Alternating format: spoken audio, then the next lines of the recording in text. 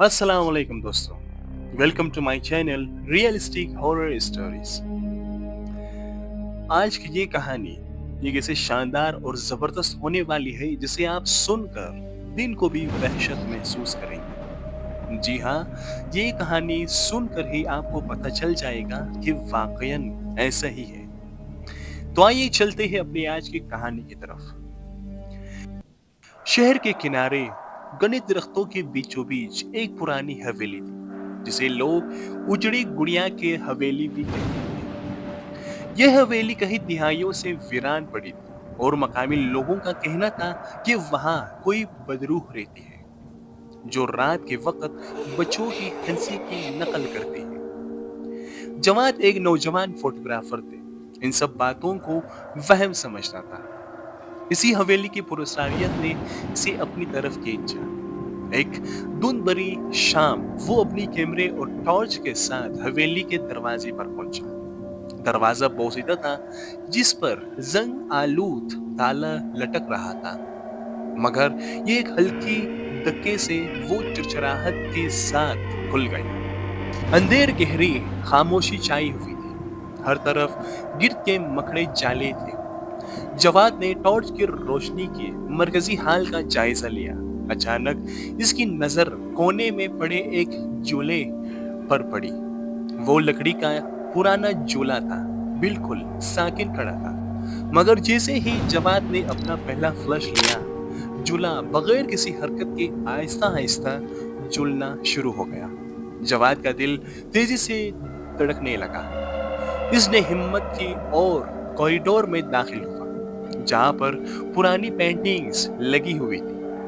जब वो आखिरी पेंटिंग्स के पास से गुजरा तो इसे लगा कि जैसे इसके कान में किसी ने सरगोशी की हो। तुम यहाँ क्यों आए हो? वो तेजी से पीछे मुड़ा, मगर वहां कोई नहीं था। अलबत्ता इसने देखा कि पेंटिंग में बनी एक खामोश लड़की की आंखों में अब वो सफेदी नहीं थी जो पहले थी। वो आंखें जवाद को घूर रही थी। जवाद ने वापस भागने की ठानी। जब वो सीढ़ियों से नीचे उतर रहा था तो इसने महसूस किया कि कोई इसे पीछे से आवाज दे रही है। आवाज निहायत मीठी और मासूम थी, बिल्कुल एक ऐसी ही जिसे कोई बच्ची की पुकारने की आवाज। वो मरकजी दरवाजे की तरफ भागा, मगर इससे पहले कि वो बाहर निकल पड़ता, झूला जो अब तक झूल रहा था यकदम रुक गया। और फिर पूरे हाल में इसी झूले के सिम से एक बच्चे की रोने की दिल दहला देने वाली आवाज गूंज उठी। जवाद ने टार्च को झूले की तरफ की और जो मंजर इसने देखा इससे इसकी रूह तक काम गई। झूले पर कोई गुड़िया नहीं थी, बल्कि एक नन्ही बच्ची बेटी थी जिसके चेहरे पर हड्डियों का ढांचा नुमाया था और इसके हाथों में एक ऐसे ही एक पुरानी कैमरे की फ्लैश गेंद थी जो जवाद के पास थी। इससे पहले कि जवाद चीख पाता, बिजली की एक खौफनाक चमक हुई और लड़की ने कैमरे की आखिरी फ्लैश जवाद की तरफ की। अगली सुबह मकामी लोगों को हवेली के दरवाजे पर जवाद का टूटा हुआ कैमरा मिला।